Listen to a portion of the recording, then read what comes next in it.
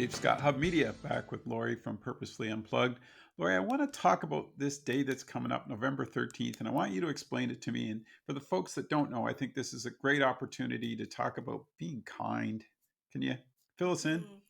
November 13th is World Random Act of Kindness Day. We also have a local day. So the Ontario Act of Kindness Day is February 17th, but the World Random Act of Kindness Day is November 13th. What a great concept. And we need more kindness, obviously, in the world. And that kind of leads us to that whole word kindness. Let's get into that a little bit and what people can do to sort of, it's those little things I always find in life that when somebody says hello that you're not expecting, it just makes your day feel better. Man, keep up the good work. Those little things, isn't it, that really make a difference. Hmm. And with this can be with strangers. This can just be talking to someone on the street. This can be paying it forward in the Tim Hortons line. This can be just holding a door, you know. There's a Tim McGraw song, and there's a line that says, hold the door, say please, say thank you. So, really, as I was thinking about it, I kind of divulged and started listening to music and watching YouTubes. And definitely, there's a great YouTube as well by Mark Kelly. It was from 2017, but if someone wants to Google it, Mark Kelly 2017, and it's about Random Act of Kindness Day as well. And has this? I don't know much about it. Has it been around a long time? It has, it's been Like, developing. is this day been? It's been developing, and certainly it's just this day where people can acknowledge folks outside their circle, where they can just act in a way showing kindness. So this might be baking cookies for your neighbors. This could be doing something for the kids in your neighborhood. It's whatever makes sense for you if you want to participate. Do you think as a society we kind of forgot about it for a while there? Like, I think you should do personally, any opportunity you get to help someone, you should do it. But is this sort of reinforcing, reestablishing that base that, we should be doing this more often? We probably should, and I think COVID may have changed this for us, Dave. We had less contact with everyone. We all kind of isolated. So, this is a good year to think about it. It's really the first year where we can have closer contact with people. So, this would be a good year to consider this. And the other thing that was on my mind, too, Dave, is this is the year where family events will really be gathering through the holidays and through all the celebrations. And we talked about seasonal affective disorder last session. And honestly, the holidays, whatever they look like for a family, are the most stressful time of the year. And that was something I'd like to talk about today, too. Let's get into it a bit then, because I do agree with you 100%. I mean, it's the preparation, right? In your mind, you start, and obviously with, you know, we're in November, so it's going to start having that effect. You're going to like, oh, I got to, make sure these folks can make it. I got to go see these folks. All that stuff starts to play on you a little bit, right? And then you're like, next thing you know, you're all worked up about it, and you don't need to. You just need to relax and enjoy it as much as you can. Hmm. But statistics say that men are 73% worried about the holidays. Women are only 66% worried about the holidays. So men are actually carrying more stress, or research indicates that, than women. I can answer that for you. I know why. Do you want Sure. to know why?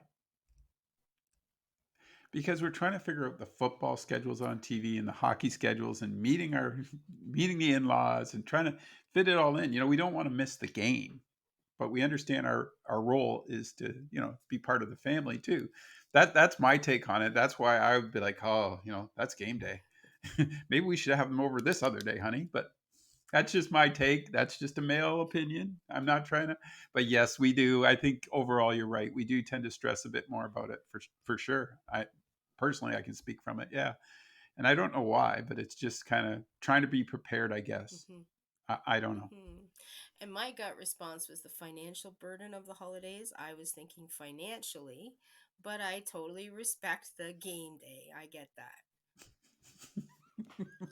It is the financial part too. Obviously, that's a huge part of it Yeah. because you got to, you're trying to be um, fair to everyone, but obviously restrained so you're not overspending. Especially like you said, coming out of a pandemic and 2 years, you want to enjoy everybody. You want to have those opportunities again, but you got to be realistic in what you can afford and how you want to do it. Absolutely. And the other statistic is that three-quarters of Gen Z are very stressed about the holidays. Only half of boomers are stressed about the holidays.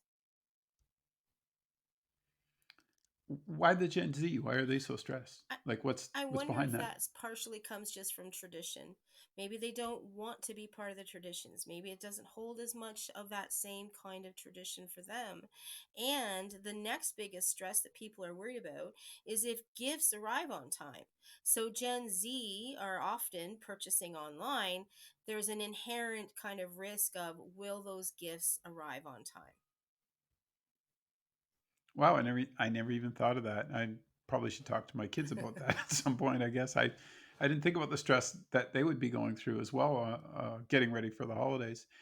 Uh, do we just crave simpler times? Like I mean, I think when I think back as a kid, just growing up, if there was a couple presents under the tree, you're pretty excited. Maybe we've just overdone it. The commercialization of Christmas to an extent that's just crazy. But you know, can you give us some sound advice? Just say, hey, think about these things as you approach the holiday season. What would you tell folks to be aware of, to remember? So I'm going to come back to be kind. That's kind of where I started. I think in families, one of the biggest things I found online is just that it's stressful being around family. Other people are expecting you to discipline your kids a certain way. People are expecting your kids to eat the Brussels sprouts, regardless of whether they like them or not. So, honestly, what came up in the research, Dave, is that dealing with family during the holidays may actually be one of the biggest stressors. And it's something we've all done for generations, and we know that. But definitely, if we can be kind to each other, to ourselves, if there's some events you don't want to go to, then don't go. That's okay. I think too, when you mention the word kindness, if you have to get together with your family for a few hours over Christmas, it's pretty easy to be kind for a few Mhm. hours. You know what I mean? Like just enjoy the moment because you never know when they're going to not be there anymore. And I think that's, you often reflect as I age. I'm not you're still very young, but as you age and you kind of wonder, like I remember going to my great grandfather's for Christmas, right? Like I still have that vivid memory of that house and going in it and just the warmth and all the laughter, right? And I don't think you lose that, Mhm. but you always wish for that for your family. Mhm. And I think maybe that's part of the stress too, because you see the tradition, like you said, but you want those moments, right? Because you want your kids to have those moments, and you can't replicate Mhm. everything. You can't. But I mean, if you get a sense that everybody loves being there for even for an hour, what a great opportunity for families, eh? Well, and we're making the assumption that traditions have been good. So, if there have been good family Ah, yes. traditions, then that makes a lot of sense. But for a family that hasn't had solid tradition or that warmth, then that's a conversation that just won't hit the mark for some people. And I respect that too. And Dave, I think the other thing is that, you mentioned aging a little bit. If we've suffered a loss through the year, this is going to be a difficult time. If someone we love has been put in hospital or long term care, this is going to be a difficult time. If someone's received a major medical diagnosis this year, this is going to be a very difficult time. And if you've just had a terrible year where everything seems to have gone wrong, then this might be a difficult season of the year. So there's lots of complications around this, and those may be topics we might want to even come back and talk about again in the future.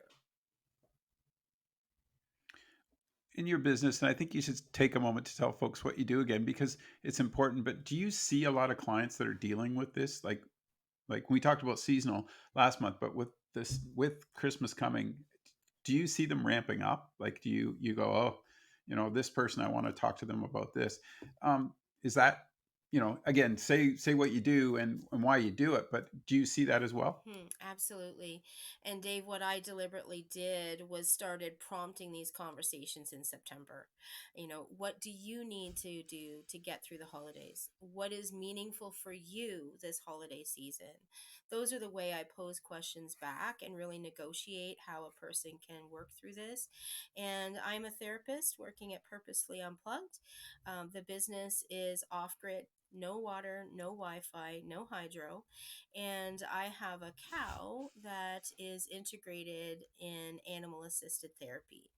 So, cow cuddling was something from the Netherlands. It's not really developed much in our country, but she is available and is interactive in my practice. And I'm located just south of Tilsonburg. It's the eyes, isn't Yeah, it?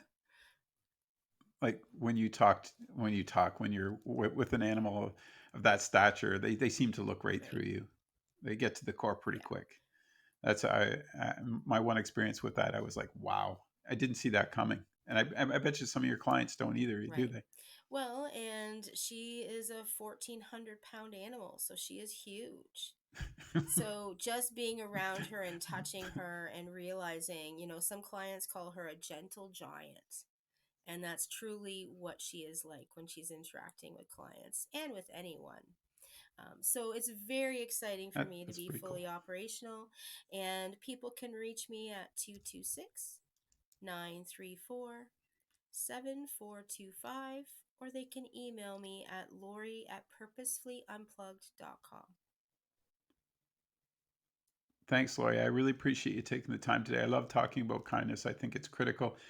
I want to talk next month about circle of Sure. support for our December show. Is that cool with you? Absolutely. All And when right. you say circle of support, I'm thinking, people who are close to us, what that looks like, and maybe even if our circle of support isn't very large, how do we continue to build that? Cool. Look forward to it. Take care. Have a Take great care. day.